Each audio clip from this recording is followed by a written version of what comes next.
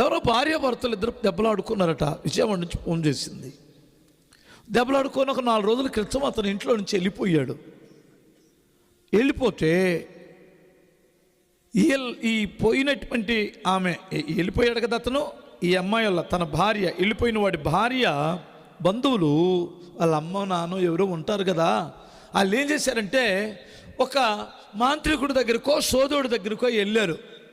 వెళ్తే ఆడేం చెప్పాడంటే, మీ ఆయన చచ్చిపోయి ఇప్పుడు 4 రోజులు అయింది కదా, 4 రోజుల క్రితమే చచ్చిపోయాడు, ఇక మీరు ఎతకటం అనవసరం అని చెప్పాడు. వీళ్ళు ఏడుస్తారా ఏడవరా? నేను అన్నాను, నాకు ఫోన్ చేస్తే ఇప్పుడు చచ్చిపోయాడని చెప్పింది కదా, చెప్పాడు కదా వాడు, ఆ శవం ఎక్కడుందో చెప్పమనకూడదు తెచ్చుకునే వాళ్ళు అన్నాను. అంతే కదండి.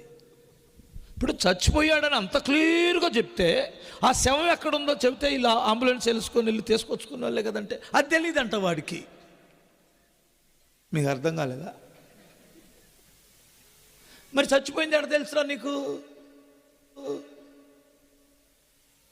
ఒక అబద్ధం మనుషులని పాడు చేయడానికి ఎంత ఘోరంగా చెప్పేస్తారు.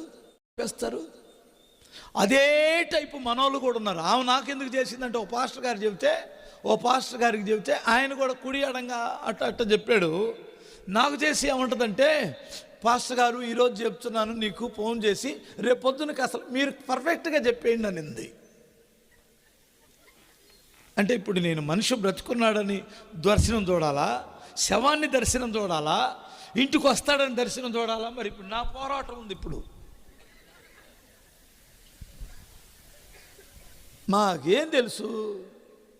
అర్థం కాలేదా? మాకేం తెలుసు అండి? తెలుసు అని చెప్పేవాడు వాడంత అబద్ధికుడు ఇంకొకడు ఉన్నాడా? వాడు చచ్చాడో బ్రతికాడో మాకేం తెలుసు? బ్రతుకుంటే ఇంటికి తీసుకురా ప్రభు అని ప్రార్థన చేస్తానమ్మా, నాకు అలాంటిది ఏం లేదు అని చెప్పాను నేను. అవును, పెద్ద పాస్టర్ గారే కాదు, పాస్టర్ గారు మీరు చెప్పరా అంటున్నాడు. ఇదిగో వీళ్ళు నేర్పిన పనులు ఇవి. నేను అన్నాను, రేపొద్దునకి నేను వాడు బతుకున్నాడు చచ్చిపోయాడు నేను చెప్పను, కానీ ఒకటి మాత్రం చెబుతానమ్మా, మీరు కానీ ఏడ్చి దేవుని దగ్గర పాదాలు పట్టుకుంటే చావకుండానే బ్రతికి ఇంటికి వస్తాడు, అది నమ్మండి అన్నాను నేను. అర్థమవుతుందా?